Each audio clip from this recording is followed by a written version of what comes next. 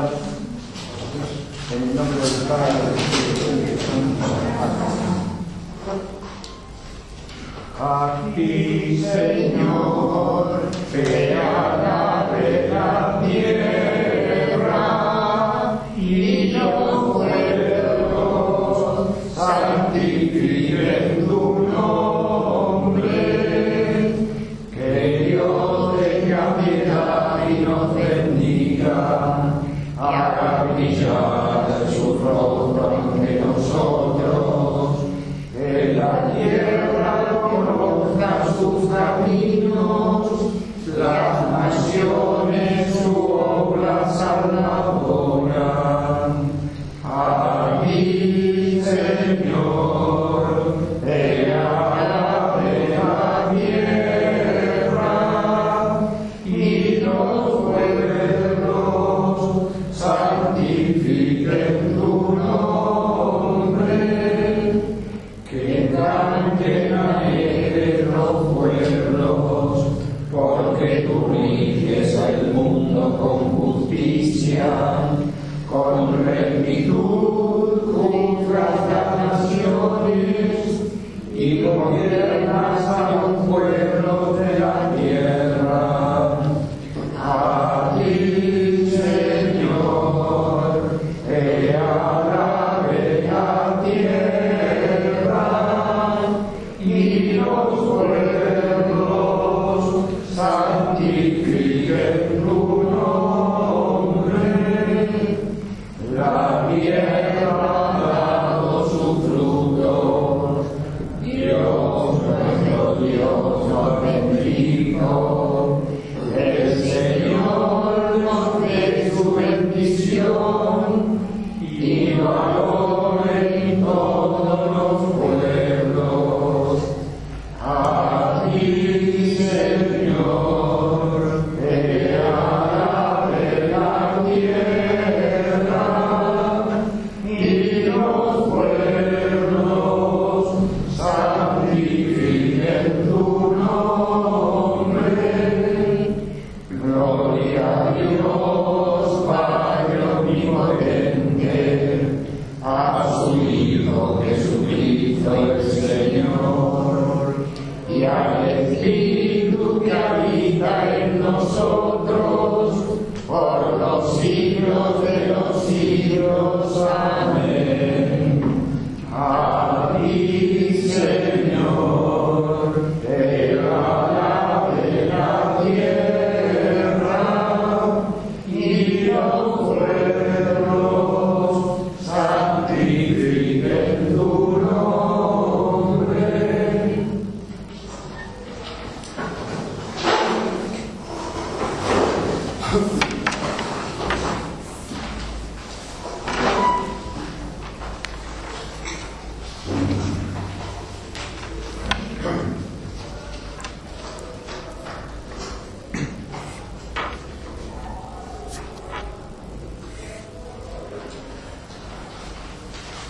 Después de nuestra primera clase introductoria sobre la existencia de una doctrina política cristiana, empezamos a recorrer los principios fundamentales la clase pasada en cuanto al tema del origen y fundamento de la autoridad política. Hoy nos toca un segundo tema básico, que es el del bien común como fin de la sociedad política y como fin del gobierno civil. Vamos a hacer esta clase con el mismo estilo de la anterior, es decir, a modo de un comentario de textos fundamentales extraídos esta vez de dos encíclicas, que son la Immortale Dei y la Sapientiae Christianae.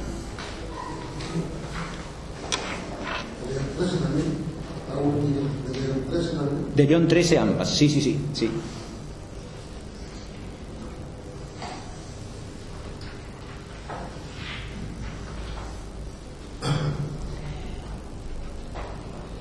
El primer texto, que es de la Immortale Dei, dice así: El hombre está ordenado por naturaleza a vivir en sociedad civil.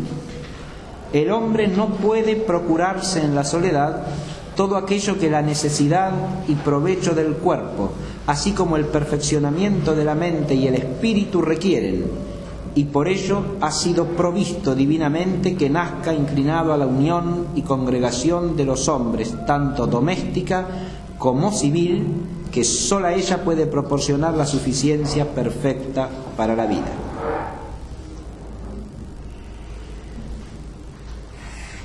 Este primer texto enraiza la sociedad humana en la naturaleza humana, ¿no? Es el principio de la comunidad social como un bien natural. Este es un principio primero que hay que tener en cuenta, porque esto significa que así como la autoridad política viene de Dios, también la sociedad humana viene de Dios. Es un hecho inseparable de la naturaleza humana en orden a su perfeccionamiento real. No puede haber existencia humana real de modo pleno y auténtico si no es en comunidad, es decir, en convivencia social, en orden al mutuo perfeccionamiento de los hombres entre sí. Baste recordar que un bien tan primario para el perfeccionamiento humano como es la palabra, el lenguaje, sin el cual no podemos actualizar ninguna de nuestras capacidades propiamente humanas, es decir, las de orden racional, no se adquiere sino en sociedad.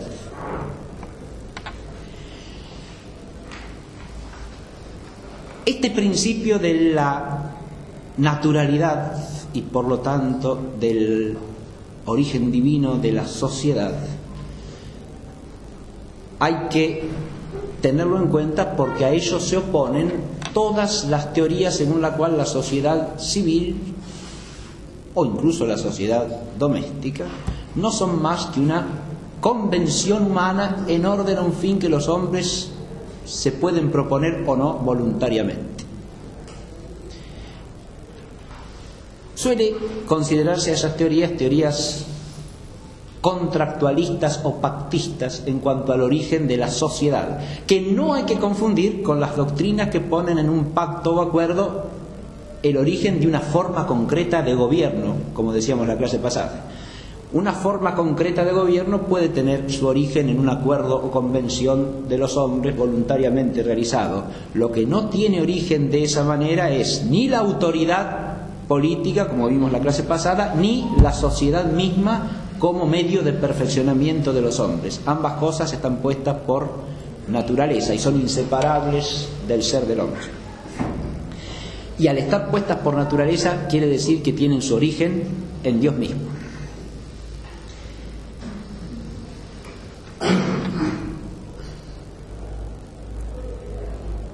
Ahora, ese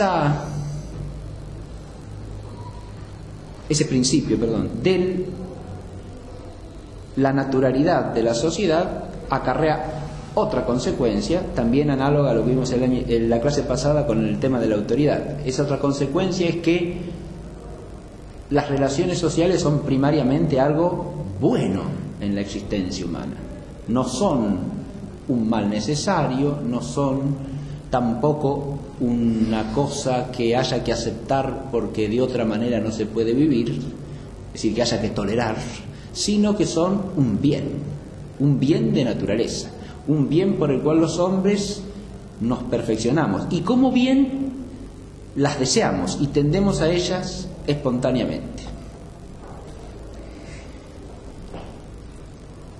Pero de aquí tenemos que pasar a cuál es el fin de la sociedad humana. Y lo que hacen estas encíclicas que vamos a considerar no es sino tomar un principio que ya es de orden natural. Cuando hablamos de un todo social, el fin no puede ser otro que, como en cualquier orden humano, racional, un bien. Bien se llama filosóficamente, de modo clásico, a lo que tiene razón de perfección o de perfectivo respecto del hombre. Y el bien solamente puede ser discernido como tal por la inteligencia y amado por la voluntad. Del amar ese bien se sigue todo lo que uno puede hacer con el bien: buscarlo, conservarlo, preservarlo del mal, cuidarlo, procurar acrecentarlo, etc., ¿no? Pero eso pertenece al orden de la naturaleza racional del hombre por definición, porque hablamos de el bien como el objeto formal y propio de la voluntad, en tanto que el ser es el objeto formal y propio de la inteligencia, y el fin natural de la inteligencia es el bien, es la verdad, perdón. De modo que la búsqueda de la verdad y la búsqueda del bien y la realización del bien son algo que constituye la tendencia fundamental del hombre como ser racional, y es en esa línea que hay que escribir la tendencia a la socialidad. La tendencia hacia la socialidad es establecer vínculos sociales, que son vínculos entre seres racionales en cuanto que tales, es una tendencia propia del hombre como ser inteligente y capaz de amar. Pero el bien al que se tiende en sociedad es lo que se llama clásicamente bien común. Es un bien no para uno singularmente, sino es un bien al que están llamados los miembros todos de esa comunidad de personas que es la sociedad. De hecho, hay sociedad en la medida en que nos unimos para procurar un bien que nos es común. Y para entrar en el tema del bien común, al que está dedicado el primer apartado del esquema, voy a leer el parrafito segundo que tiene, el segundo texto,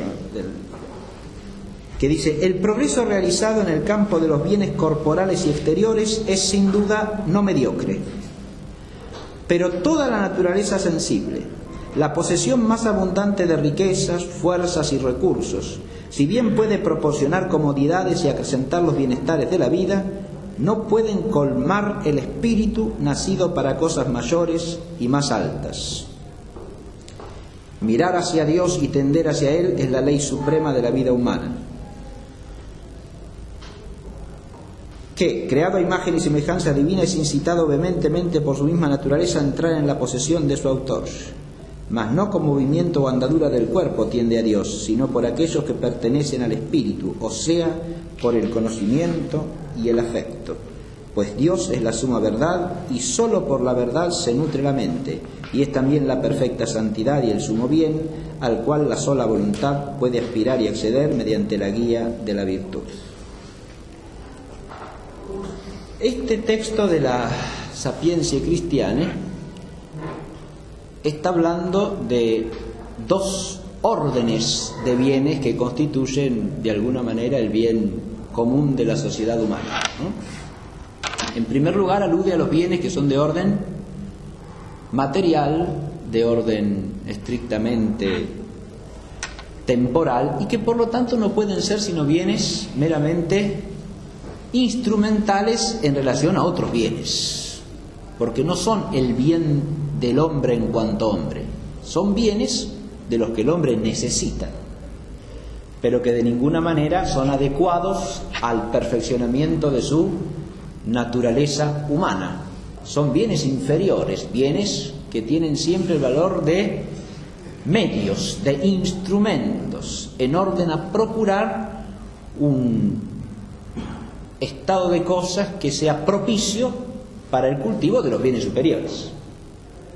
Por eso esos bienes lo son solo en la medida en que están adecuados y proporcionados a la consecución de los bienes más altos. No son bienes de cualquier manera y en cualquier aspecto, ni tomados indiscriminadamente, ni en cualquier magnitud.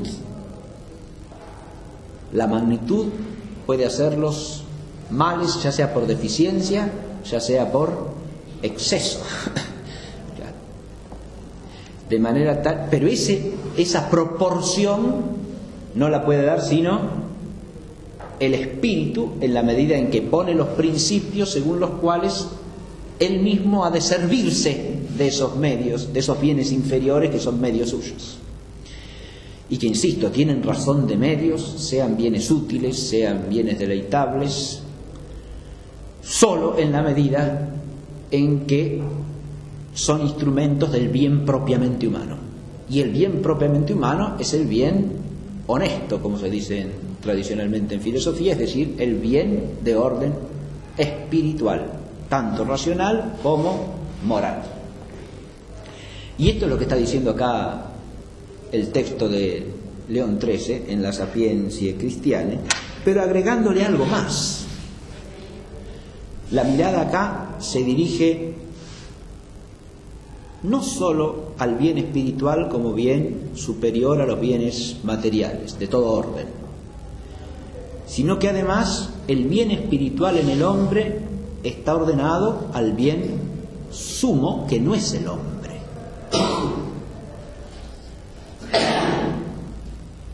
El hombre, precisamente porque es un ser inteligente, es capaz de discernir la diferencia entre el ser finito y el ser eterno, entre el ser dependiente y el ser absoluto, entre el ser creado y el ser increado.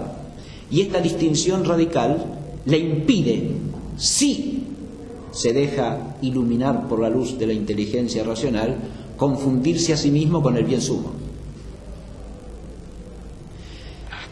En la búsqueda racional de bienes no puede sino haber orden, porque en cuanto con la inteligencia nos preguntamos por qué hemos de perseguir un fin, la respuesta estará vinculada al discernimiento de qué clase de bien sea ese fin que perseguimos. Ahora, si no es un bien último, será un bien que resulta medio para otro, y así sucesivamente.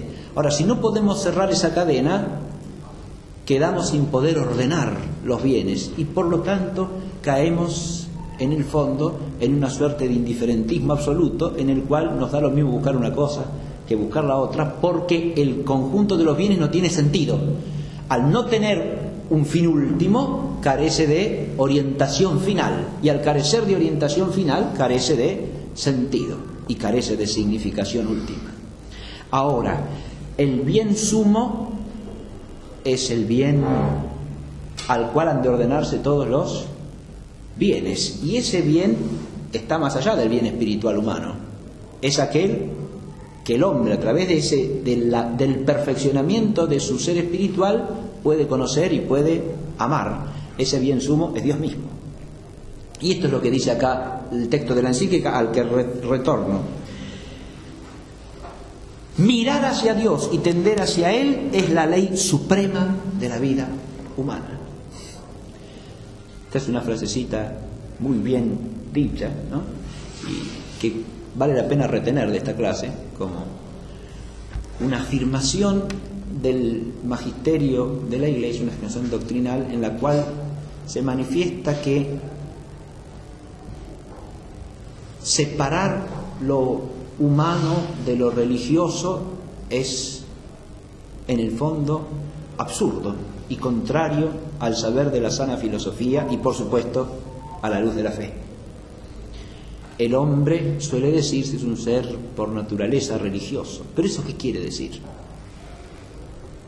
Como todas las cosas, no basta con decir una frasecita, sino que hay que tratar de entender qué significa eso. Porque esa misma frasecita se puede malentender totalmente si con decir que el hombre es por naturaleza un ser religioso se quiere decir, por ejemplo, que el hombre espontáneamente realiza por sí solo su religiosidad, por ejemplo, o que el hombre, siguiendo la tendencia de su naturaleza, cumple sin más con las exigencias de la religión, ¿no? Eso es lo que no quiere decir esa expresión. Sí es una expresión verdadera, porque cualquiera de esas dos interpretaciones que debo decir son errores manifiestos. Y son errores por varias razones, no solamente por una. Son errores porque, primero que nada, sabemos por la fe que el fin del hombre es sobrenatural y que la religión verdadera es la religión revelada, que el hombre no puede alcanzar por sí solo, no puede alcanzar naturalmente, por lo tanto, que la religiosidad es algo natural en el hombre, que el hombre es un ser naturalmente religioso, lo que no quiere decir es que el hombre por naturaleza puede alcanzar su fin último, no señor. O puede cumplir adecuadamente con las exigencias de la religión verdadera, tampoco. Quiere decir sí que toda su naturaleza apunta hacia Dios, que es lo que dice acá el texto de la encíclica de León XIII. Toda su naturaleza tiene como tendencia más profunda y como ley fundamental el mirar hacia Dios y el tender hacia Él. Ese mirar hacia Dios y ese tender hacia Él son algo que está llamado a realizarse, pero que no se realiza sin más por una mera espontaneidad natural.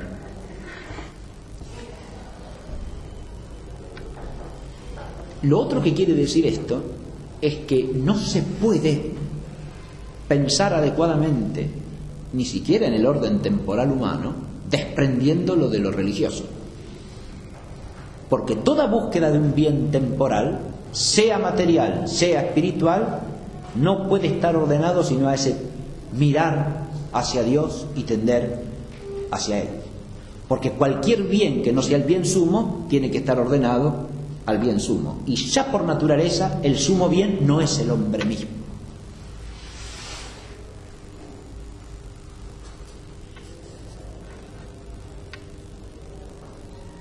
Si uno toma una frasecita como la que aparece, por ejemplo, en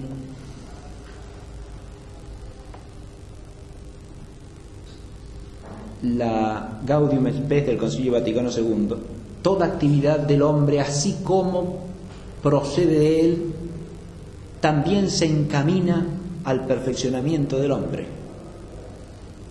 Eso, dicho así, está bien siempre y cuando uno lo complete. Toda actividad del hombre procede de él, como de causa segunda, diría el escolástico, sí, como de causa primera, distingo. En cuanto a su raíz y a su ser natural, niego, porque de causa primera viene de Dios, no viene solo del hombre, está claro. Lo que viene del hombre viene también de Dios, siempre y cuando sea la naturaleza humana misma o cualquier acto que sea conforme a la naturaleza, ¿no?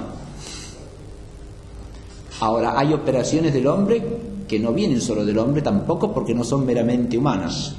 Cualquier operación sobrenatural no viene solo del hombre, ¿no? Viene solo de un don sobrenatural que eleva al hombre por encima de sí mismo. Ahora, ¿se ordenan al perfeccionamiento del hombre? Sí. Esa es una afirmación que hay que tomar en comparación con que la actividad del hombre no viene ni de abajo del hombre, ni se puede ordenar algo que sea inferior al hombre. Y en ese sentido es una verdad, está claro. No puede una actividad humana ordenarse a un fin que sea inferior al perfeccionamiento del propio hombre. Pero si yo cierro toda actividad humana en el perfeccionamiento del propio hombre, hasta ahí ya estoy cayendo en un error.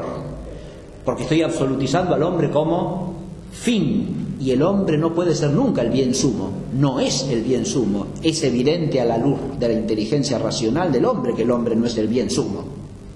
Absolutizar al hombre es contrario a la razón y es contrario a la fe también, ¿no? Indudablemente. Ahora, si esa frase la pongo en su contexto total y adecuado, lo que significa es que las actividades del hombre proceden del hombre y se ordenan al perfeccionamiento del hombre, pero en cuanto que el hombre es una criatura de Dios y está llamado al reino de Dios. Entonces,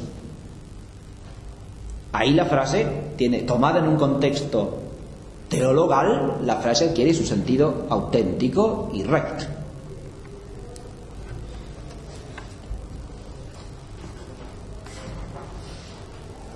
Mirar hacia Dios y tender hacia Él es la ley suprema de la vida humana. De la vida del hombre tendría que decir la traducción. Les pido que la corrijan porque si no, el que sigue no tiene antecedente explícito por lo menos, ¿no? Y queda forzada la expresión, ¿sí? La vida del hombre mejor. Y después sí, que creado a imagen y semejanza divina es incitado vehementemente por su misma naturaleza a entrar en posesión de su autor. Y ahora fíjense una cosa que es importantísima. No es con operaciones corporales que el hombre puede hacer esto, ¿no? Ha sido creado a imagen y semejanza de Dios, está llamado a tender hacia Dios, pero no puede tender hacia Dios, no puede tender la mirada hacia Dios y tender activamente hacia Dios con operaciones del cuerpo, dice, lo cual parece una obviedad decir esto, ¿no? Pero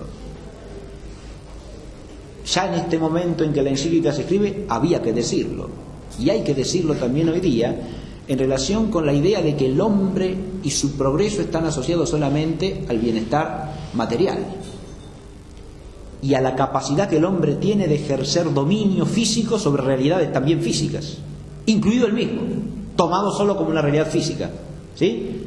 Él se puede curar a sí mismo, se puede de alguna manera manejar a sí mismo y controlar sus propias actividades, ¿no? Como un ser material, siempre, ¿no? Como un ser sometido a una cierta manipulación técnica, ¿no? Y en la medida en que eso gana en ese terreno, entonces el hombre progresa. Esa es una ilusión progresista que centra todo bien social, todo bien común en los bienes inferiores.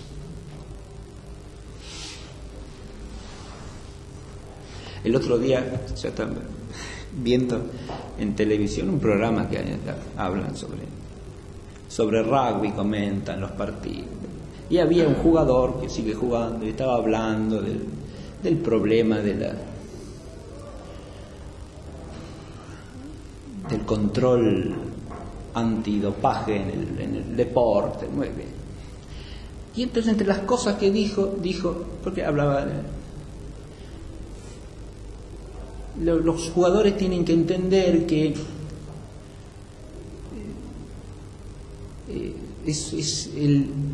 es malo el dopaje, no porque sea una cosa deshonesta, sino por el daño que le hace a la salud. Pongo este ejemplo porque es un comentario hecho por alguien que no tiene formación filosófica ni tiene por qué tenerla en principio, ¿no? Pero expresa una mentalidad común hoy día, ¿no? Entonces, lo importante no es que sea honesto o deshonesto el jugador, sino si se hace o no se hace daño a su salud física.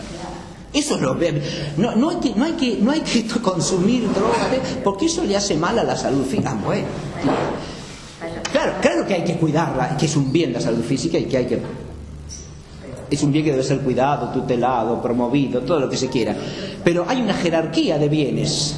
Decir que es más importante eso que la honestidad moral, eso es lo que está mal y es una inversión de los valores absolutamente inaceptable en una sociedad bien ordenada y en una humanidad o en una comunidad humana que tiende hacia el bien común. Ahí hay una conciencia degradada de lo que es el bien común. Esto está tocado también en el párrafo que sigue, pero esto lo vamos a ver en relación ya con el tema segundo. Yo los voy a llevar al esquema de la clase, ¿no? La noción de bien común como fin de la vida social. Y ahí lo que yo he puesto son unos títulos que organizan lo que llevo comentado hasta ahora. El bien común es bien del hombre en cuanto hombre. Bien del hombre en cuanto hombre. Por eso es común. No es común porque es algo en lo que todos podamos estar de acuerdo. Eso es concebir el bien común como algo relativo y subjetivo. ¿Se entiende? No lo podemos definir como algo en lo que todos convenimos en que todos vamos a buscar eso. No es así.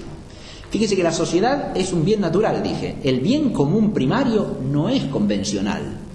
Es el bien del hombre en cuanto hombre. Es común, ¿por qué? Porque no es el bien particular que perfecciona a alguien, ¿no? No.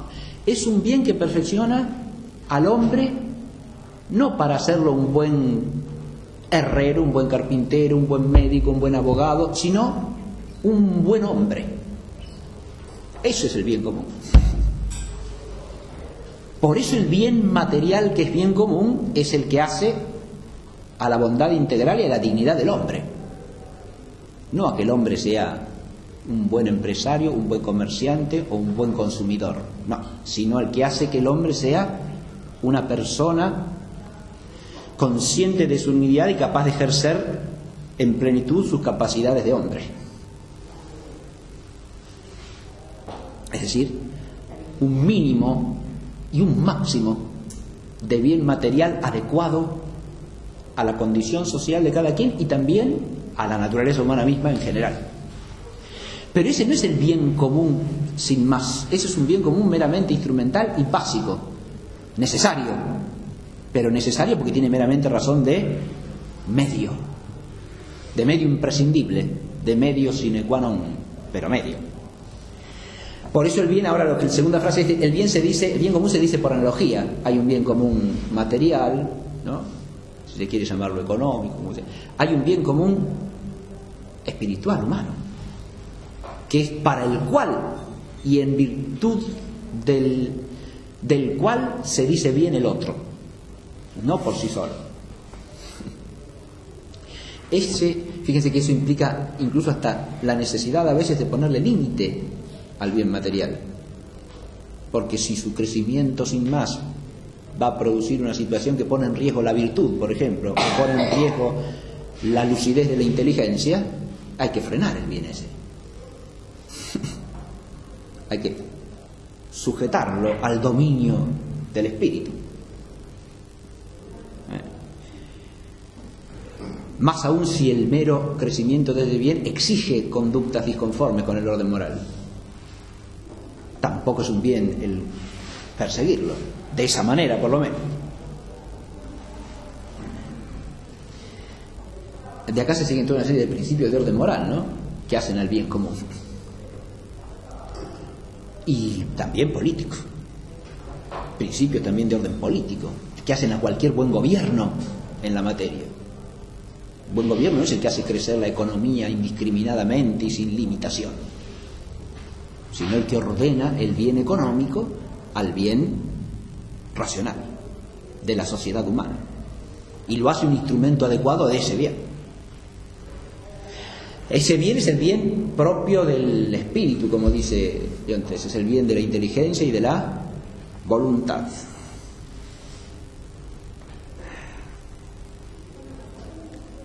Es el bien de la verdad y de la virtud en la vida humana. ¿Ese es bien común o no? Claro, porque el conocimiento de la verdad es bien común por excelencia en toda la esfera de la inteligencia humana. Y la adquisición y ejercicio de la virtud es el bien por excelencia en la esfera de las relaciones humanas y en la esfera del perfeccionamiento moral. Sin eso no hay bien propiamente humano. A esto se tiene que ordenar un gobierno humano, y por supuesto, porque si no se ordena esto, está tomando el bien común en lo inferior y despreocupándose de lo superior.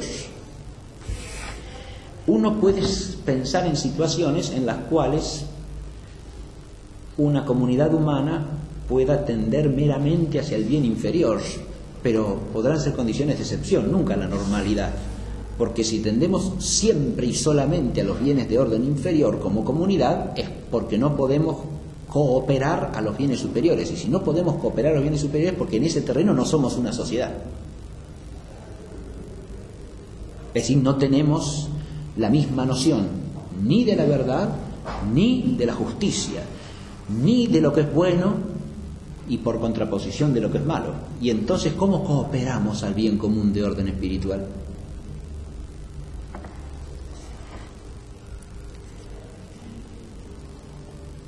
Pero el bien común se dice por analogía última y supremamente porque el bien común finito o creado es relativo al bien sumo, que es el bien común supremo.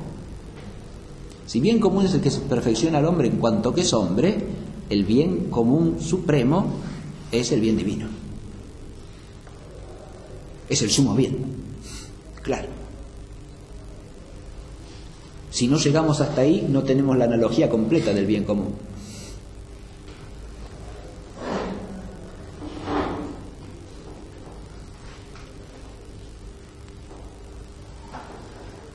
El bien común es un bien que no se puede concebir separándolo de una recta noción de la naturaleza humana, dice ahí el punto 6. Claro. ¿Cómo piensa usted un bien que perfecciona al hombre como hombre si hombre puede significar cualquier cosa, queda fuera de juego eso, ¿no? Si yo no tengo una noción bien definida de lo que es la naturaleza humana, ¿cómo hablo de un bien que perfecciona al hombre como hombre? No se puede. Porque no puedo hablar de perfeccionamiento de un ser cuya esencia desconozco, ¿no? Y entonces el bien queda rebajado a la condición de una conveniencia utilitaria en la que acordamos ayudarnos transitoriamente, ¿no? Pero de nuevo digo, eso, más que una sociedad, es una cierta unidad imperfectísima de personas que se sirven mutuamente en el orden de la utilidad. Eso es todo.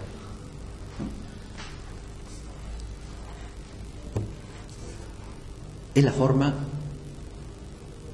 menos perfecta posible y pensable de unidad entre personas, ¿no?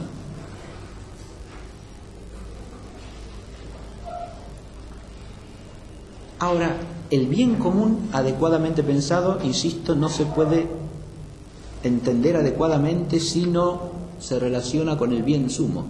Y esto implica otra cosa, que es un principio también natural que hay que tener en cuenta acá, en composición con el principio de la naturalidad de la vida social, de su ordenamiento esencial al bien común y de la naturaleza del bien común. ¿Qué piense una sociedad? ¿Qué entienda una sociedad? ¿Y qué quiera una sociedad como bien común? Depende obviamente de la cosmovisión que prevalezca en esa sociedad. Eso es una verdad antropológica, ¿no? ¿Por qué? Porque la noción misma de lo que es bueno forma parte de una visión integral, unitaria, según la naturaleza humana, de el conjunto de la realidad. Es lo que podemos llamar en vocabulario filosófico una cosmovisión, una visión del orden de las cosas, ¿no? Porque si fuese meramente una visión de desorden, tendríamos que dejar de hablar, callarnos y vivir como bestiezuelas en un mundo sin sentido. Listo. Lo único coherente sería eso. ¿Está claro? Si no es cosmovisión, sino visión del caos-visión, primero, que no se ve cómo se pueda tener una visión del caos, ya sería la noción problemática en sí misma, y habría que analizar si no es una contradicción en los términos. Pero, o es visión del orden, o no es visión alguna. Esto quiero decir, en el fondo. Ahora, ¿qué cosmovisión se tenga condiciona antropológicamente, esto es quiero decir, según la naturaleza humana, que se entienda por bien y que se quiera, que se ame como bien, ¿no? Lógico. Podríamos decir también que ahí, según la profunda condición del hombre, se da un influjo recíproco, ¿no?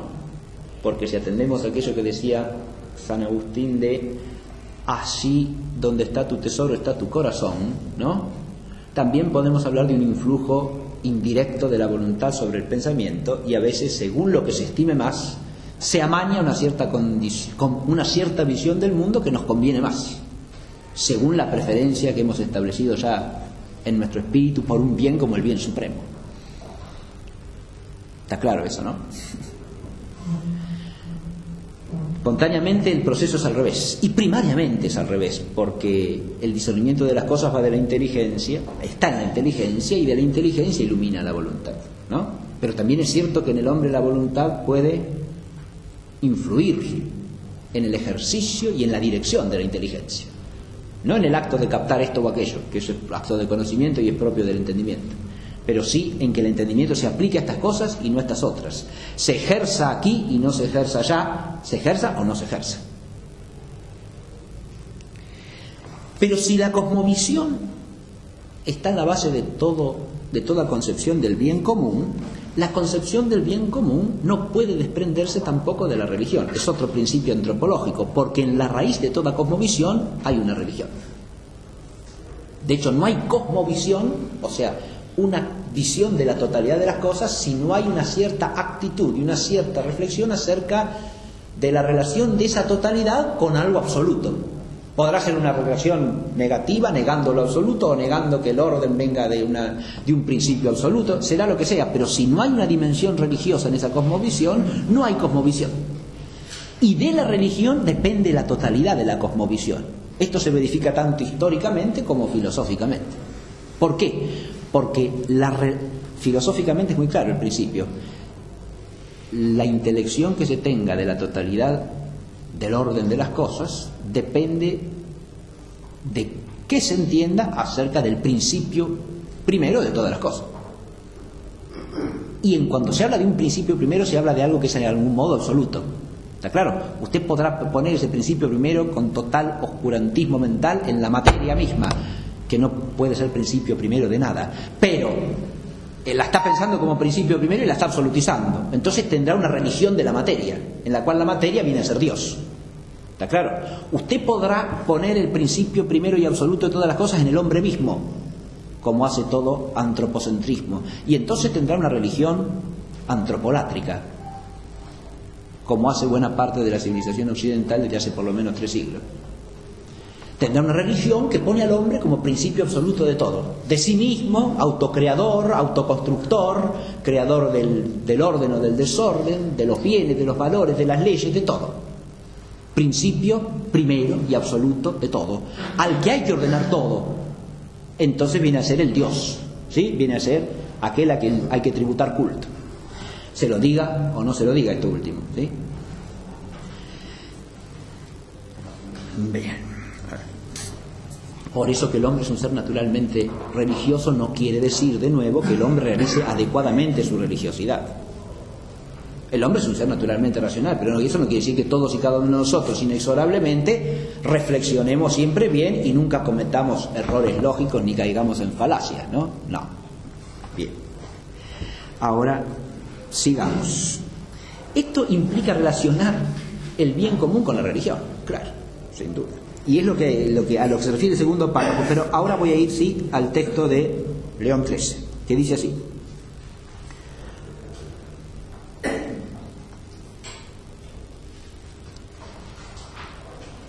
Pero lo que se afirma de los individuos también debe entenderse de la sociedad así doméstica como civil. En todas estas encíclicas tienen esta extraordinaria virtud. Cuando hablan de la sociedad civil, hablan también paralelamente de la sociedad doméstica, o sea, de la familia. Son dos sociedades naturales, ¿no?, que hay que relacionar entre sí, cada una con su fin propio, cada una con su autoridad propia, y de tal manera que una no puede suplir a la otra. La sociedad civil es más amplia y contiene a la sociedad doméstica por naturaleza, porque la sociedad doméstica, por ser imperfecta, como dice el vocabulario clásico, es decir, por no bastar para el bien total, bien común total del hombre, necesita la asociación con otras sociedades domésticas. Y entonces forman las agrupaciones que llamamos sociedad civil, ¿no?, más o menos amplias, sea una tribu, sea un clan, sea una sociedad civil completa. Bien. Pero la sociedad civil no es la que establece la sociedad doméstica. Por eso hay que alude constantemente a las dos, y cuando las nombra en este orden: la sociedad doméstica y la civil, porque la doméstica es primera y es básica, no suficiente, pero es primera y es básica, y tiene una legalidad y una autoridad que no vienen de la sociedad civil, sino que le son anteriores. Y después viene la sociedad civil, fundada en la sociedad doméstica.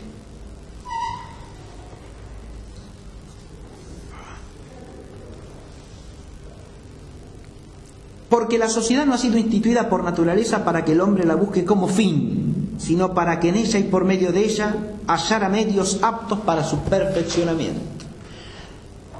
Ahora, la sociedad está instituida naturalmente en el hombre, está instituida por naturaleza en el hombre, instituida por Dios, es un pasivo que tiene un complemento agente único. El que crea la naturaleza y por lo tanto instituye las cosas por naturaleza es Dios. no para que el hombre la busque como fin. La sociedad no es el fin, sino para que en ella y por medio de ella hallara medios aptos para su perfeccionamiento. Si pues alguna sociedad civil nada persiguiese más allá de las comodidades externas y del cultivo de una vida próspera y refinada, si Dios fuese ignorado en el gobierno de la República acá en el sentido clásico, ¿no? La sociedad civil políticamente organizada, si no se habituase a preocuparse por las leyes morales, ella aberraría lastimosamente de su institución propia y de la prescripción de la naturaleza, de modo que ni tan siquiera sociedad de hombres o comunidad debiera ser considerada, sino más bien falaz imitación o simulacro de sociedad. En este texto está dicho con energía lo que yo he tratado de explicar previamente, ¿no? Y que se relaciona con lo que vamos a analizar un poquitito a continuación. León XIII está diciendo acá que una sociedad civil que nada persiguiese más allá de las comodidades externas y del cultivo de una vida próspera y refinada, o sea, que se quedase en el plano de un bien común puramente instrumental, ¿no? Si Dios fuese ignorado en el gobierno de la República, si la sociedad civil como comunidad políticamente organizada ignorase a Dios, que es el sumo bien y por lo tanto el fin de todo el bien común, fundamento y fin del bien común, si no se habituase a preocuparse por las leyes morales, que implican también el bien de la inteligencia, porque no se llega a discernir el bien moral y que sea la virtud por oposición al vicio si no se ha entendido la naturaleza del hombre y la naturaleza de las cosas en general. O sea que la verdad moral implica como un fundamento la verdad teorética, digamos, ¿no? El bien de la inteligencia, que es el conocimiento de la verdad. Porque si hay una verdad que es indispensable para la vida social, es la verdad de orden moral, pero la verdad de orden moral no es posible en absoluto sin otras verdades que son premorales, digamos, ¿no? Que hacen a la naturaleza del hombre, al orden total del ser de las cosas. Y esto hace falta que lo sepa todo el mundo en la vida social. Es que, bueno, de alguna manera sí, porque si hay algo que hace al hombre perfecto como hombre es precisamente el bien moral. Y ciertas verdades morales tienen que ser patrimonio común de una sociedad, sin lo cual no hay bien común en la vida social. Porque esas verdades morales fundan a la vida social como tal, al ser el fin que se persigue como bien común, y al mismo tiempo posibilitan la continuidad de la vida social, porque solo ejercitando la virtud moral la sociedad puede subsistir, perseverar en el ser social y progresar en sentido auténtico. De ahí lo que destaca León XIII también en un texto que aquí no puse, pero que es fundamental en este terreno, la importancia que tiene la sociedad doméstica para la sociedad civil. ¿Por qué? Porque es la sociedad doméstica la que forma en la verdad y en la virtud a los miembros de la sociedad civil. Es ella la transmisora principal de los elementos más nobles del bien común. Y si no lo hace ella, no lo puede hacer nadie. Porque esa actividad educadora en el bien común que le compete a la familia no puede ser por naturaleza asumido por nadie más. Por eso suprimir la sociedad doméstica en sentido propio es arruinar inexorablemente la base de la sociedad civil.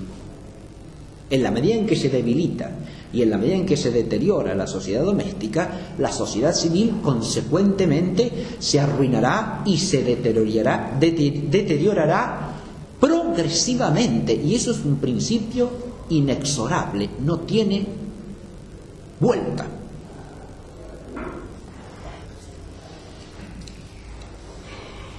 Y si no bastara la reflexión abstracta para darse cuenta de que es así, está el triste espectáculo de la experiencia histórica, que ya hoy día entre nosotros, en otras sociedades antes y en la antigüedad también, la han vivido muchos pueblos ese problema, ¿no?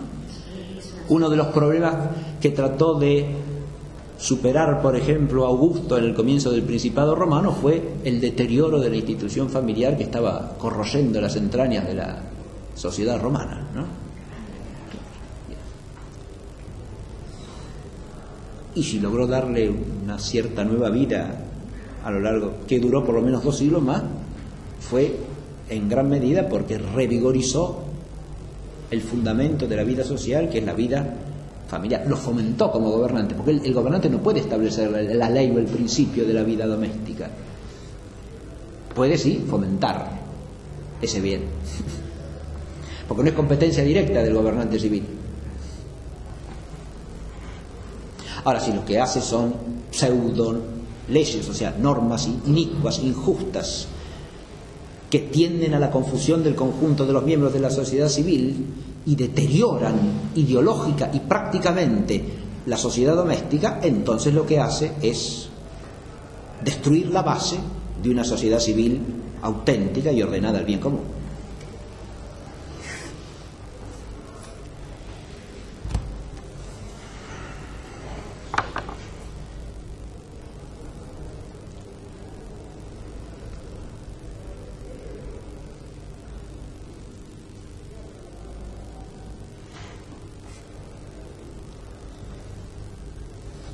Hasta aquí hemos permanecido no exclusivamente, pero sí principalmente en la consideración del bien común de orden natural. Pero si consideramos esto en doctrina cristiana, el bien común supremo es el bien común de orden sobrenatural. Por eso en el segundo apartado del esquema de la clase dice la sociedad humana y el bien común a la luz de la fe cristiana. El bien común temporal y el bien común eterno, distinción de las sociedades naturales y de la sociedad eclesial y de sus respectivas autoridades y potestades. Aquí viene un tema que atraviesa todas estas encíclicas de León XIII, tanto la Diuturnum Mirum que consideramos en la clase pasada, como las dos que nos ocupan hoy, que son la Immortale Dei y la Sapientia Cristiana, que es la relación de las sociedades que existen con origen divino por naturaleza, porque están selladas en la naturaleza del hombre que Dios ha creado, como son la sociedad doméstica y la sociedad civil, y la sociedad que es la Iglesia, que existe a partir de Dios, pero de un modo rigurosamente sobrenatural, con un origen sobrenatural. Esta sociedad tiene una finalidad propia, que es conducir a los hombres al fin último, tomado adecuadamente, es decir, al bien sumo de orden sobrenatural para el que todos los hombres hemos sido creados. Eso es de la fe cristiana y no se puede separar de ella. El fin de nuevo, fíjense, acá tenemos que hacer siempre un esfuerzo, porque yo me acuerdo cuando daba clase a veces en el secundario decía cosas como esta, parecidas, no exactamente esto mismo, pero más o menos, sí. El fin último sobrenatural. Bueno, pero ¿y si alguien no tiene fe? No, pero es que el fin para el que hemos sido creados no depende de que nosotros lo conozcamos o no lo conozcamos, lo sepamos o no lo sepamos, lo admitamos o no lo admitamos. Nosotros tenemos hoy día una propensión casi espontánea, ¿no? Es un contrasentido común generado por una pseudocultura viciosa, de que las cosas son como nosotros pensamos o admitimos que son. Ahora, desde una visión cristiana eso no se puede pensar ni por un instante, ¿no? Pero tampoco desde una visión realista a nivel racional. Las cosas son lo que son. Las conocemos o no las conocemos, lo entendemos o no lo entendemos, lo aceptamos o no lo aceptamos, pero que lo aceptemos o no lo aceptemos no hace que la cosa deje de ser lo que es. Simplemente hace que nosotros no podemos relacionarnos adecuadamente con la cosa porque no aceptamos que es lo que es. Eso es todo. Ahora, el principio de que hay un fin único sobrenatural para toda la creación, es un principio de fe. Lo mismo que la vocación universal de todos a la misma y única salvación, porque hay un único mediador entre Dios y los hombres, que es Cristo Jesús. Es una verdad de fe. Ahora, si queremos aplicar esto al tema del bien común, lo que sí surge de acá es un principio inseparable de la doctrina política cristiana. Todo bien común de orden natural es instrumento del bien común sobrenatural. Porque cualquier cosa que sea del orden natural no constituye jamás ni el sumo bien ni el último fin.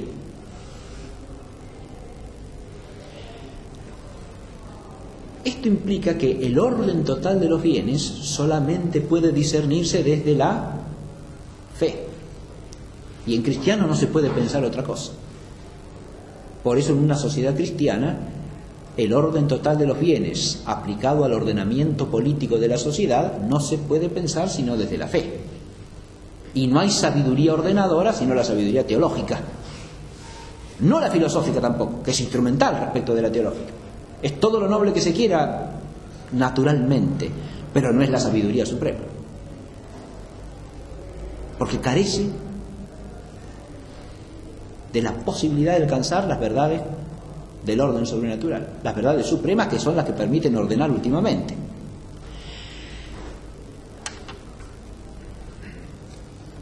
De aquí se sigue una serie de principios. Hay tres fundamentales aquí: la primacía del bien sobrenatural y la consecuente relatividad del bien temporal.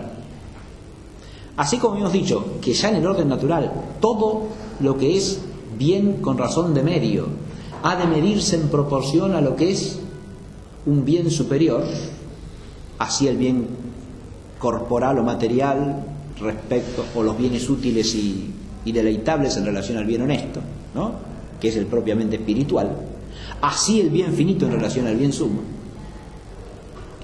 Ahora, todo bien que sea de orden natural es medio, incluida la naturaleza humana misma, es medio del reino de Dios, claro, o sea, del bien de orden sobrenatural. Y ha de medirse en relación con él. También el bien espiritual humano, claro. Un auténtico perfeccionamiento de ese sujeto de la vida social que es el hombre en una sociedad cristiana, ¿qué implica? O para un cristiano en sociedad, ¿qué implica? Un perfeccionamiento meramente como hombre en orden a un fin meramente humano. Y entonces, ¿dónde está el perfeccionamiento del cristiano? No aparece por ningún lado. ¿Y me perfecciono como cristiano cómo? ¿Fuera del tiempo? No. Obviamente el perfeccionamiento último es supratemporal, sí, pero el perfeccionamiento en el tiempo también está bajo el influjo de la gracia y es en orden al reino, de manera tal que los bienes de la cultura intelectual, los bienes de la cultura moral están subalternados también al bien sobrenatural, claro.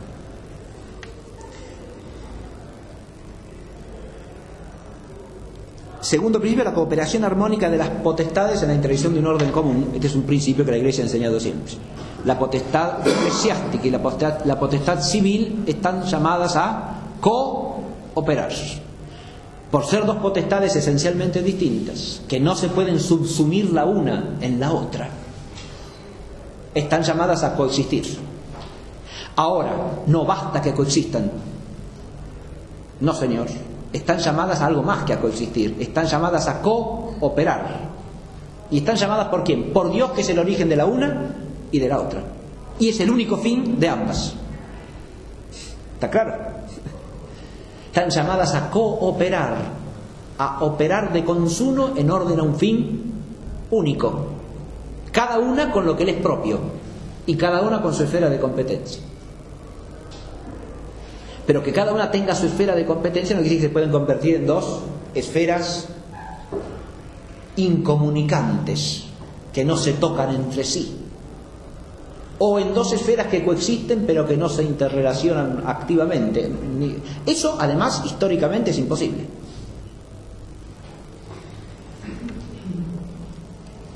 Pero esa cooperación no es una cooperación de cualquier orden. Hay órdenes en esa cooperación. Ya lo decíamos en la clase pasada.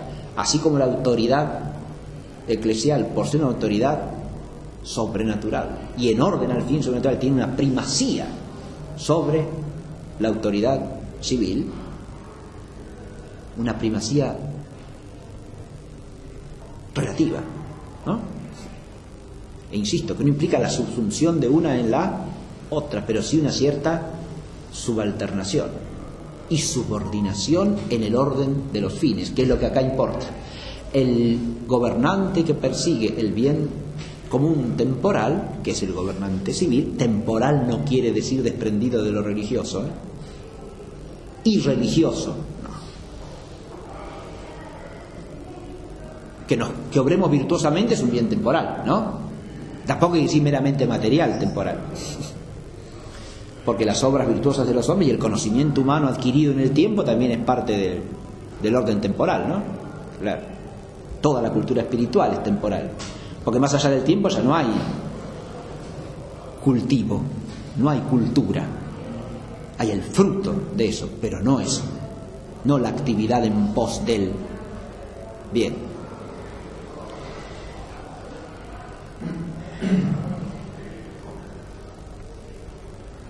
El gobernante que quiere ordenar el bien temporal, si es un gobernante cristiano, no puede sino tener la plena conciencia de la subalternación de ese bien temporal al bien eterno. Y el ciudadano cristiano, lo mismo. A este respecto paso al último parrafito, lo leo ya, porque ya lo dije esto. El número 6. Dice así: el deber máximo de los cristianos, y como la fuente de donde dimanan los demás deberes, es amar ambas patrias.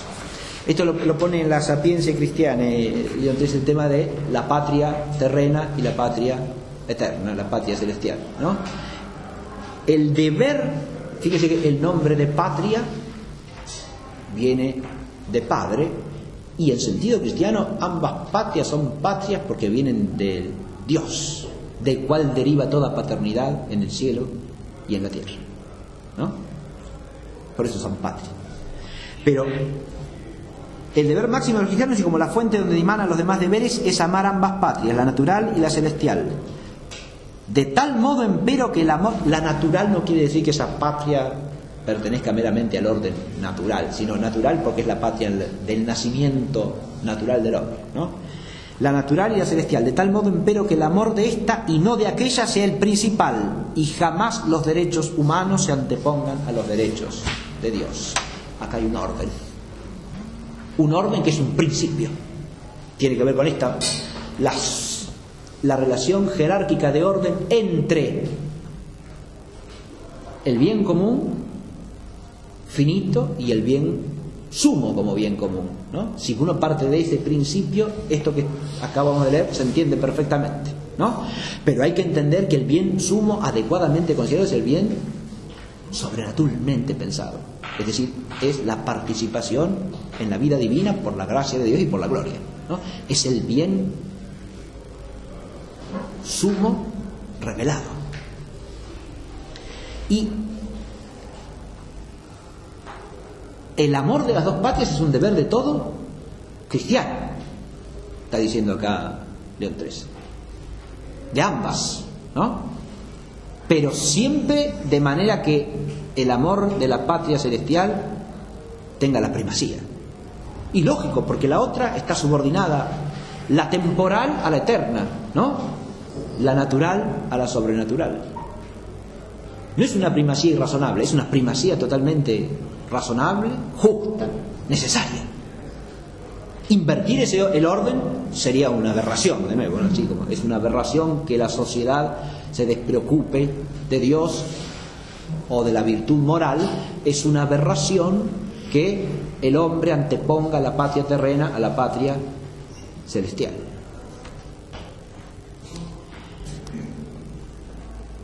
Porque estaría haciendo lo último que dice, estaría anteponiendo los derechos humanos a los derechos de Dios. Ahí está el orden fundamental.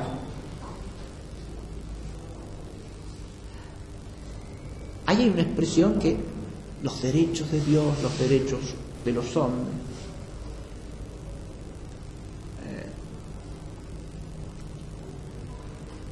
El derecho es siempre correlativo de un deber. Hay derechos en una persona en la medida en que en otra hay deberes para con, ¿no? Hay un derecho en el hijo a ser educado por el padre porque hay un deber en el padre de educar al hijo, ¿no? Deber y derecho son siempre correlativos. Lo que es deber en uno es derecho en otro. Siempre el concepto de deber y derecho es un concepto relacional. Deber y derecho no se puede pensar en absoluto. Es siempre una relación, ¿no? Es un respecto de una persona a otra persona, y siempre entre personas. Si estas personas son una y la otra humanas, tenemos un plano de derechos y deberes entre hombres humanos, pero también hay deberes del hombre para con Dios, y en este sentido viene la expresión de derechos de Dios. Derechos de Dios implican los deberes de los hombres en relación con Dios. ¿Qué son los deberes religiosos precisamente? ¿No? Por eso Santo Tomás, cuando habla de la religión, la considera la parte de la justicia que se ocupa de lo que el hombre le debe a Dios, entendiendo justicia en el sentido amplio clásico de darle a cada quien lo que se le debe, ¿no? De atribuirle, reconocerle, darle a cada quien lo que le corresponde, lo que es suyo, lo que es su derecho, lo que se le debe, ¿no? Y hay un deber fundamental del hombre para con Dios, sin el cual todos los otros deberes quedan oscurecidos y quedan sin fundamento adecuado. San Agustín en De Civitate Dei, cuando discute el concepto de res publica que Cicerón trae en el de república y la definición que da de lo que es una república, discute esta cuestión, y San Agustín dice una cosa que está en toda la tradición posterior latina, por lo menos, y que es un principio cristiano en el fondo. San Agustín dice que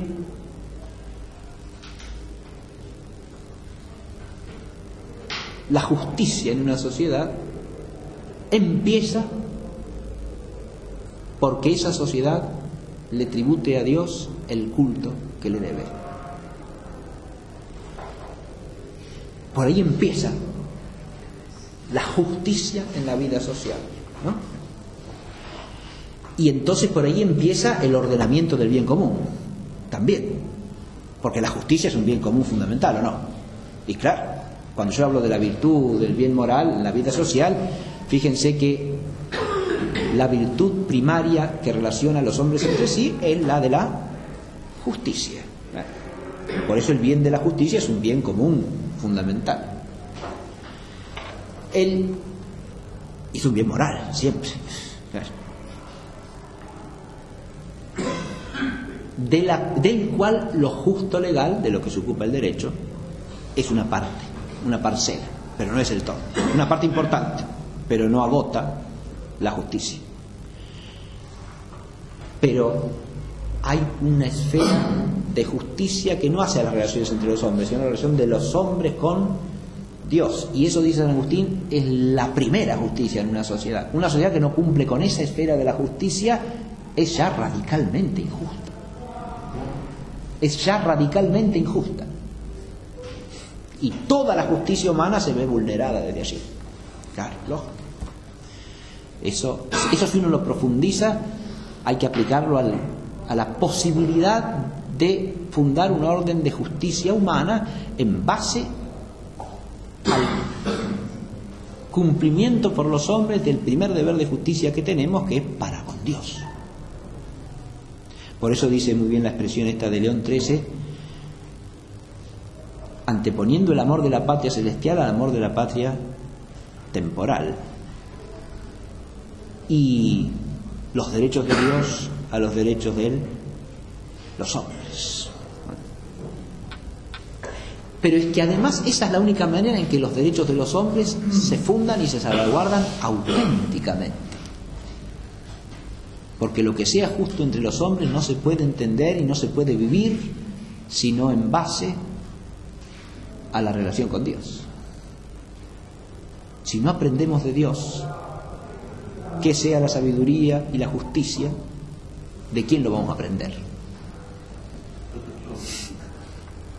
Entonces, si la justicia para con Dios, que reconocerle eso es el deber de la religión, que no se reduce al deber del culto, o mejor dicho, al deber del culto, entendiendo el culto en toda la amplitud de exigencia que implica el culto en espíritu y en verdad que nos enseña la revelación bíblica, ¿no? El culto en espíritu y en verdad que implica la vida entera, ¿o no? Y claro, y todos los actos de la vida, así es.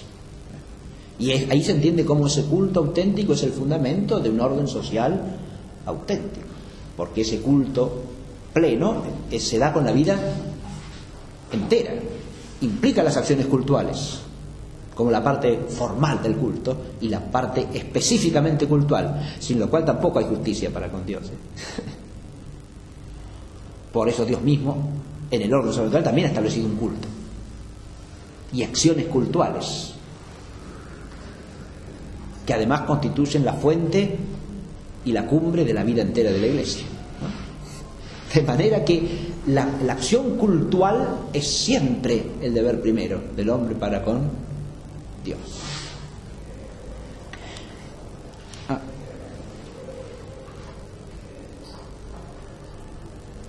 Pero esto implica el concepto de que la sociedad como sociedad tiene que dar culto a Dios. Vamos al párrafo 4 y ya estamos terminando. Constituida la comunidad civil sobre estos principios, es clarísimo que tiene la obligación de satisfacer por medio de la religión pública los numerosos y supremos deberes que la ligan a Dios. Acá viene un tema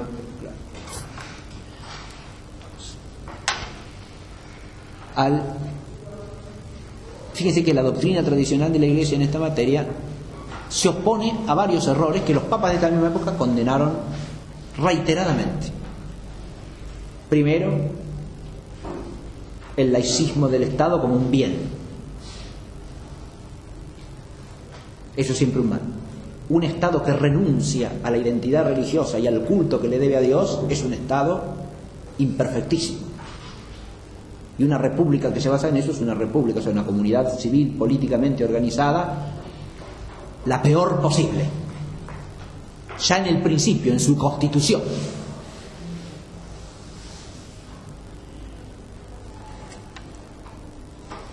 Sí, en ámbito cristiano se llega a hacer de ese defecto un mal, ese defecto, que es un mal esencialmente, se llega a ser un bien, o considerarlo como un bien. Primero, eso va contra la doctrina unánime de la Iglesia y la enseñanza común de toda la tradición cristiana. Va contra la historia cristiana en su conjunto. Repugna a la razón iluminada por la fe, y yo diría que hasta a la razón misma, pero salvo a la razón enviciada por el racionalismo antropolátrico, que tiene su religión, pero que la esconde. Su religión es hacer del Estado Dios, y por eso no puede entrar otro Dios en el Estado. Ahí hay un problema complicado. Pero si se llega a hacer de eso una especie de virtud y no un vicio, un bien y no un mal, eso es por falta de comprensión de estos principios que estamos tratando de exponer, o por un acomodamiento a las circunstancias puramente pragmático, o peor aún, como la zorra de la fábula, ¿sí? Lo que no puedo alcanzar porque ahora no lo puedo hacer, eso no vale nada, no sirve para nada, es una porquería. Las uvas estaban verdes, ¿no? Bien. Ahora, esas son actitudes incompatibles con un espíritu sano, noble y cristiano. La sociedad civil, como tal, dice acá León XIII, tiene el deber, así como cada hombre singularmente tiene el deber de tributar culto a Dios. Pero sigo con el parrafito. La naturaleza y razón que manda a cada uno dar culto a Dios santa y religiosamente, porque estamos en su potestad. En su potestad, dice esa palabrita el texto de la encíclica, potestad, que yo aclaré en la clase pasada que no es lo mismo que poder, ¿no? Y porque salidos de él a él hemos de retornar, por la misma ley obliga a la comunidad civil. Y si uno se pone a ver, la comunidad civil no está en la potestad de Dios. Y claro que sí. No está llamada a retornar a Él, y también. Sí, sí. No está ordenada a Él. Claro. Fíjese que acá también hay toda una amplia esfera de absurdos y de pensamientos desordenados cuando se tiende a pensar en el hombre real como un hombre que se realiza por sí mismo individualmente al margen de la sociedad en que vive. Es cierto que la persona humana no se puede subsumir en la sociedad y que la sociedad es una asociación de personas y no puede ser entendida sino así. Y la persona tiene una dignidad propia en su singularidad de persona. Eso es así, eso es antropológicamente verdadero. Pero la persona real que somos cada uno de nosotros puede vivir desprendida del todo social del que forma parte. No se ve afectada por la sociedad, no afecta a la sociedad con sus conductas, aún con las más privadas, siempre. Eso es una ilusión individualista, que a la abstracción del individuo la pretende una realidad, y la abstracción del individuo no es una realidad, porque las personas vivimos interpersonalmente, y por lo tanto los actos personales afectan al todo de la comunidad, como la comunidad condiciona, modifica y orienta a los actos personales. Aun cuando estos puedan ir contra cierta corriente prevalente, están por lo menos condicionados por eso, ¿no? Y a veces hacerlo que en un contexto social distinto sería fácil, resulta dificilísimo. Este es un bien medio de que nos hemos visto privados momentáneamente, pero como les digo siempre a los alumnos, yo puedo seguir hablando. Leyendo ya no, eso sí que no, porque mi linterna no traje. Así que los párrafos que me quedan... Este texto de León XIII que estaba leyendo continúa. ¿Cómo? Ah, pues sí, sigo, si no... Alejandro, léalo. Sí, es lo mismo. Fenómeno, muchas gracias. Fue momentánea la privación. La privación del bien medio fue momentánea. Muy fugaz. Bien, vamos a seguir leyendo. Pues los hombres unidos en común sociedad no por ello están menos bajo la potestad de Dios que singularmente. No, claro. Al estar unidos en sociedad ya no estamos en potestad de Dios. ¿Y cómo no? Eso tiene que ver también con el origen de la y fundamento de la autoridad que veíamos en la clase pasada, ¿no? La potestad divina sobre la sociedad humana es del orden de las cosas. Entonces, el hombre asociado en comunidad política no está bajo la potestad de Dios. ¿Cómo?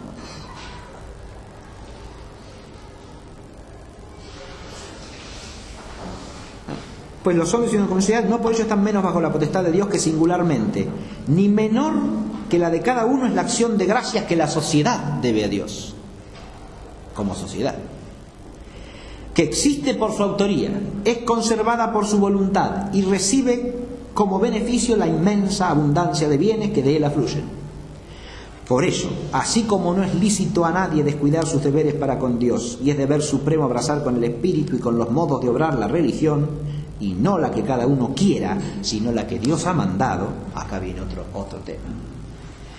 Y consta por medio de ciertos e indubitandos indicios ser la única verdadera, o rechazar el cuidado de la religión como cosa extraña y sin... Perdón, me salté yo. Del mismo modo las sociedades civiles no pueden, sin pecado, actuar como si Dios no existiese, o rechazar el cuidado de la religión como cosa extraña y sin provecho, o adherirse indiferentemente a cualquiera entre tantas. Deben, en cambio, asumir para el culto de Dios el modo y las obras que Él mismo ha demostrado querer.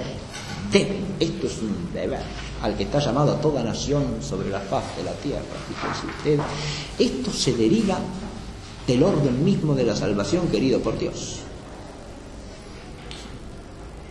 Ahora, es un deber que en acto afecta primariamente a las sociedades donde una parte mayoritaria de sus miembros son cristianos, ¿no?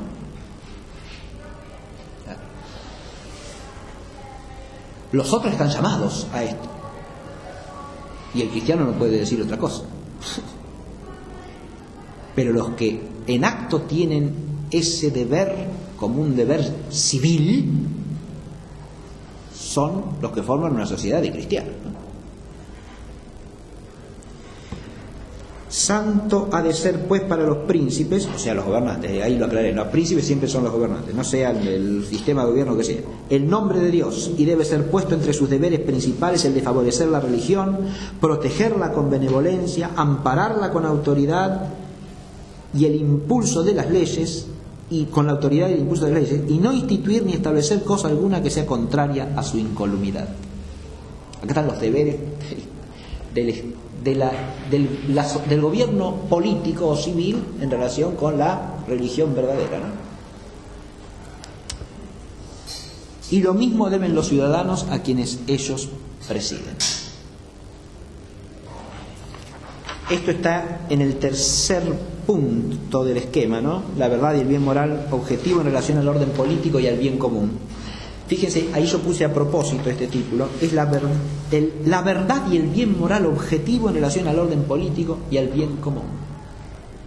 Acá no es una cuestión de circunstancias, de si pasa esto, pasa aquello, se da esto, no, son principios estos que estamos exponiendo. La formación de los hombres de la sociedad familiar, escuela de verdad y virtud. La sociedad civil y su propia contribución al bien común, esfera de responsabilidad directa, que es el ordenar el todo social al bien común. Temporal, pero el bien común temporal, a su vez, si es una sociedad de cristianos, está ordenado al bien sumo sobrenatural. Una esfera de fomento y subsidiariedad, donde el Estado lo único que hace es ayudar a que sociedades como la sociedad familiar cumplan su cometido, sin entrometerse en una esfera de autoridad que no les compete y en un orden de naturaleza y también sobrenatural que tampoco les compete. Y la esfera de complementariedad que tiene que ver sobre todo con la relación con la autoridad eclesiástica.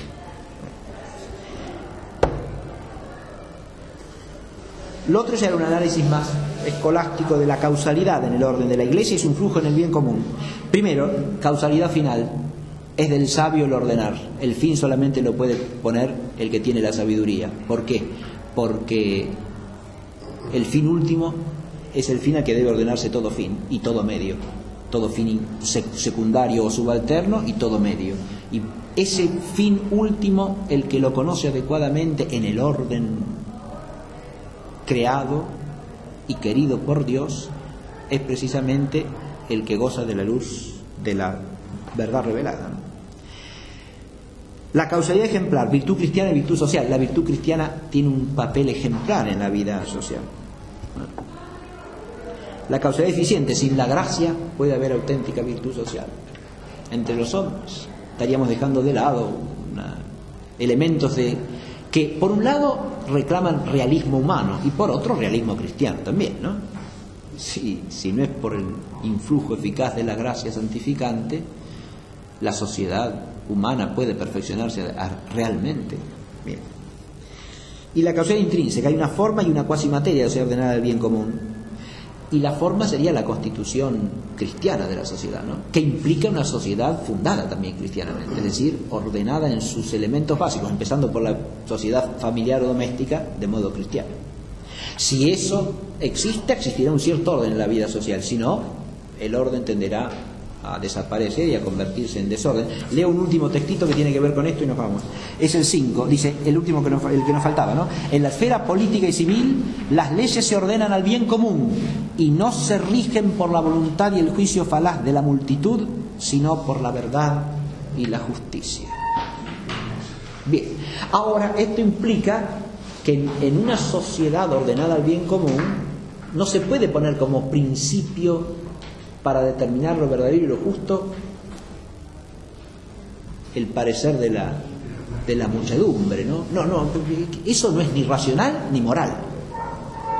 Lo que pasa es que hemos caído en un problema que es el siguiente. Los poderes humanos legislativos de hoy día tienen una amplitud que no se le ocurría ni al más autocrático de los faraones egipcios. A ver si me explico.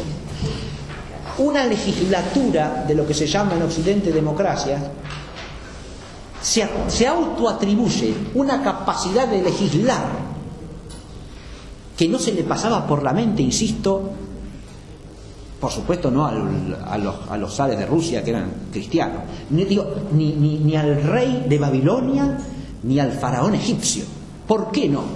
Porque esos hombres, partiendo de una religiosidad natural imperfecta pero natural, es decir, conforme a la naturaleza racional del hombre, entendían que los principios básicos de la vida social estaban ordenados divinamente. Y eso era intocable para la autoridad humana.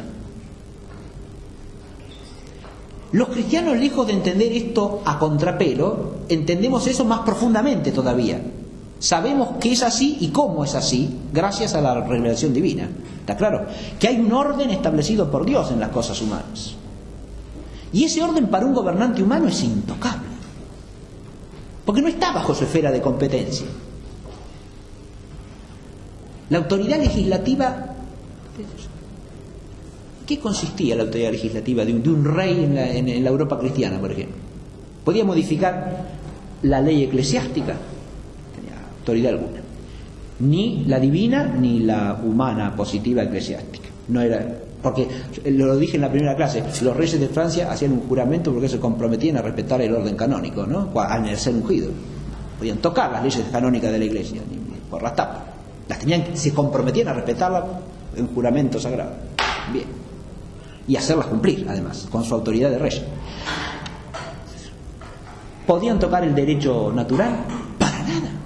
Y el grueso del derecho civil era entendido en base a principios que eran de derecho natural. Entonces, ¿qué legislaba? ¿Podía tocar el derecho divino positivo? Para nada de nada. Eran leyes que él juraba también hacer cumplir a todos sus súbditos y cumplir el mismo. Entonces, ¿qué podía modificar? Su esfera, pues, era la monarquía absoluta. ¿Absoluta de qué?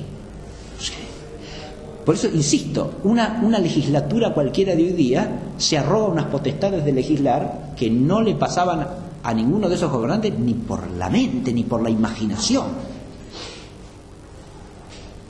¿Y eso a qué se debe? A que el orden político se ha desligado totalmente de Dios. Y eso es lo que yo estoy tratando de presentar en este curso. Que ese es un mal terrible, y un mal terrible para el hombre, ¿no? Obviamente, no para Dios, que es absoluta e infinitamente bien, ¿no? Y que no puede ser dañado. Los que nos dañamos somos nosotros, ¿no? Bueno, hasta la próxima.